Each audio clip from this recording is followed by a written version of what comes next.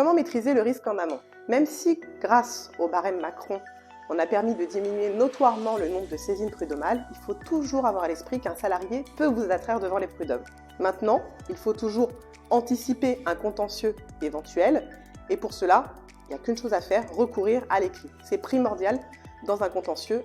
puisque c'est ça qui permettra aux conseillers prud'homaux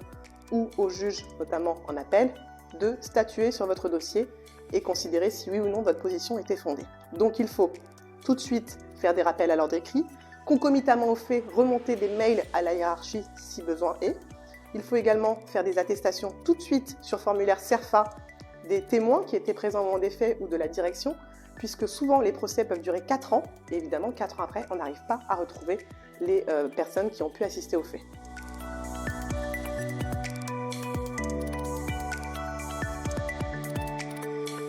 Dès que vous recevez une convocation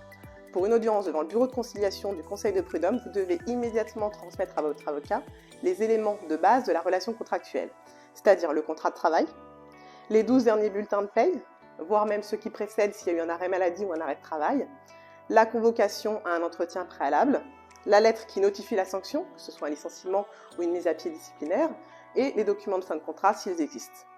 Alors en fonction des dossiers, il y a évidemment des documents plus précis à transmettre. Si vous êtes dans le cas d'une sanction disciplinaire, il faut transmettre le règlement intérieur, également les notes de service si elles existent, les précédentes sanctions que vous avez pu notifier aux salariés,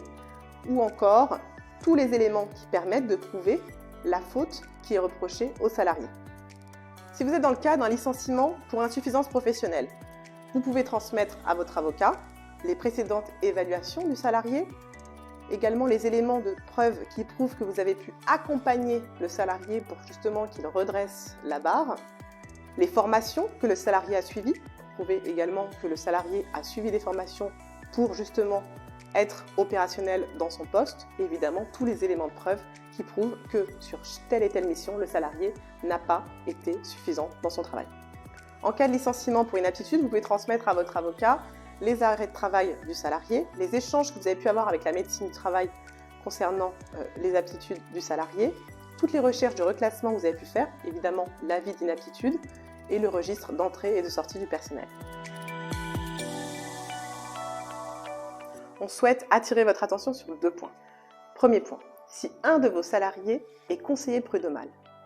devant la juridiction devant laquelle la société risque d'être attraite, il faut alerter immédiatement votre avocat pour qu'il puisse être vigilant lorsqu'il ira en audience. Et même si ce salarié n'est pas dans la composition qui va être amené à examiner le dossier,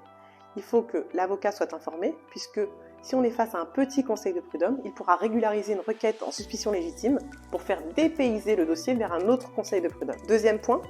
on ne sait pas quelle va être la décision d'un conseil de prud'homme. On peut toujours, même face à un dossier qui nous semble très solide, avec énormément d'éléments qui prouvent que la position de la société est fondée, il peut y avoir une condamnation en première instance. Donc il faut toujours, dès qu'on a un dossier prud'homal, estimer le risque en fonction des demandes, en fonction du barème Macron, qui est un indicateur très important, pour pouvoir provisionner les fonds.